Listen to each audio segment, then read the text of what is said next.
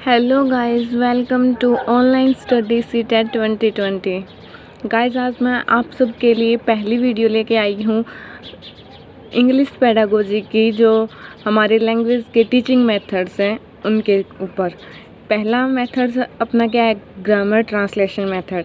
आज इस वीडियो में हम एक मेथड करेंगे, नेक्स्ट वीडियो में दूसरा मेथड करेंगे। गाइस, ये टॉपिक ना बहुत इम्पोर्टेंट है। हर साल इस टॉपिक से सीटेट में 2 या 3 क्वेश्चन आते हैं।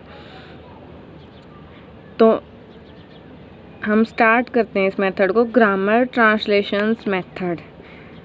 इसके अदर्स नेम क्या हैं? Oldest method, classical method, traditional methods.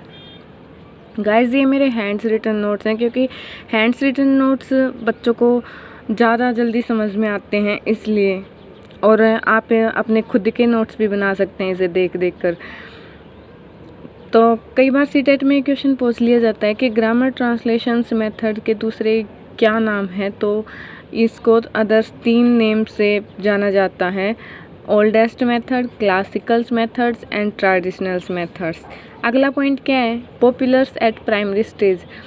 जो ये ग्रामर ट्रांसलेशंस मेथड है, ये प्राइमरी स्टेज पर काफ़ी पॉपुलर है, काफ़ी हेल्पफुल होता है। वर्ड्स इनटू सेंटेंस, पहले वर्ड्स होते हैं, वर्ड्स से ही सेंटेंस मिलता है, वर्ड टू वर्ड। और उन सेंटेंस को ट्रांसलेट इन मदर्स टंग से, टीचर्स उन सेंटेंस को मदर्स टंग्स में ट्रांसलेट करेगा। बेसिक यूनिट वर्ड्स, इसका मेजर फोकस होता है वो रीडिंग एंड राइटिंग पर होता है। अगला जो मेन पॉइंट है इस मेथड का, teachers reads every sentence and translate into mothers tongues. Teacher क्या करेगा कि प्रत्येक सेंटेंस को पहले पढ़ेगा और फिर बच्चों को उनकी मदर्स टंग के हिसाब से उनको ट्रांसलेट करके समझाएगा। इसकी डायरेक्शन क्या होती है? नोन टू अननोन, ज्ञान से अज्ञान की ओर। और इंस्ट्रक्शंस इन हिंदी, जो टीचर्स बच्चों को इंस्ट्रक्शन देता है वो हिंदी में होंगे। Focus rules of grammar.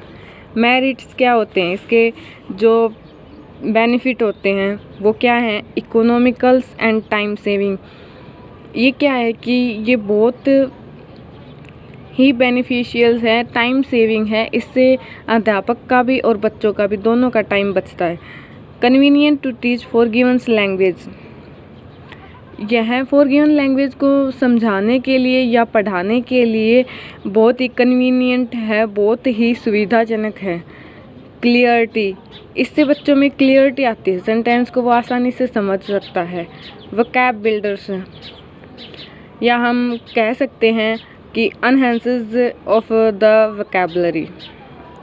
इससे बच्चे की वोकैबुलरी बढ़ती है, बच्चों को वर्ड्स के मीनिंग्स पता चलते हैं, जिससे उनकी वोकैबुलरी डेवलप होती है।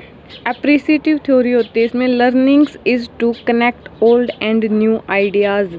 एप्रिसिएटिव थ्योरी क्या होती है कि जो अध्यापक जो लर्निंग करवा रहा है ना, वो उसको ओल्ड आइडियाज़ और न्यू आइडियाज़ को कनेक्ट करके ही करवाएगा।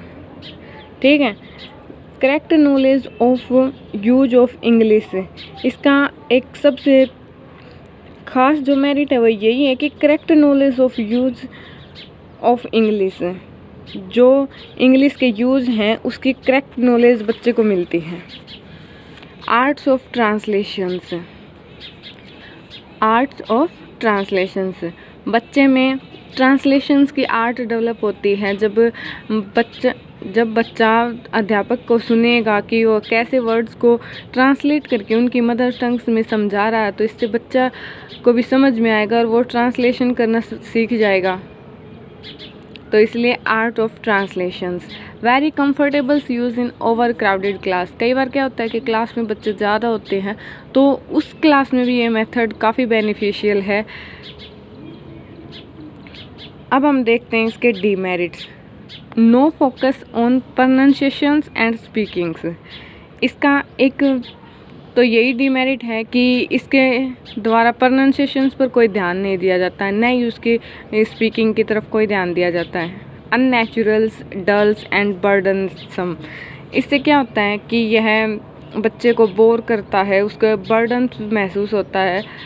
तो इसलिए यह कुछ खास नहीं माना गया है, इसको बहुत ही डल मेथड माना गया है। Bad habit form translate in mother's tongue से। जब अध्यापक बच्चे को उसकी मदर टंग में ट्रांसलेट करके पढ़ाएगा तो इससे बच्चे में यह हैबिट तो डेवलप होगी कि उसको सेंटेंस तभी समझ में आएगा जब अध्यापक उसे मदर टंग में समझाएगा।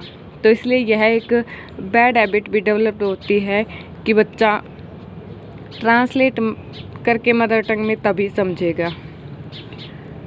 इसका इम्पोर्टेंट डिमेरिट क्या है? Ignores 2 important facts. जो इंग्लिश स्पीकिंग के या लैंग्वेज लर्निंग के 2 इम्पोर्टेंट फैक्ट होते हैं, ये उनको इग्नोर करता है, उनकी तरफ कोई ध्यान नहीं दिया जाता। वो क्या है? फिनोटिक्स एंड फ्लुएंसी ऑफ स्पीच। जो हमारे फिनोटिक्स होते हैं और जो अपने बोलने की या स्पीच की जो फ्लुएंसी होती है उसको प्रॉपर तरीके से यह इग्नोर करता है, इसलिए इसको ज़्यादा अच्छा नहीं माना गया है। तो गाइज़, ये था अपना grammar translations methods. Next video में हम करेंगे डायरेक्ट मेथड्स। अगली वीडियो के लिए आप चैनल को सब्सक्राइब करें और बेल आइकन पर प्रेस करें ताकि आपको जब भी मैं नई वीडियो बनाऊं तो आपको अपडेट मिल जाए और आप उस वीडियो को देख सकें। गाइज़, अगर आपको वीडियो पसंद आई हो तो प्लीज़ लाइक करें। Thank you guys.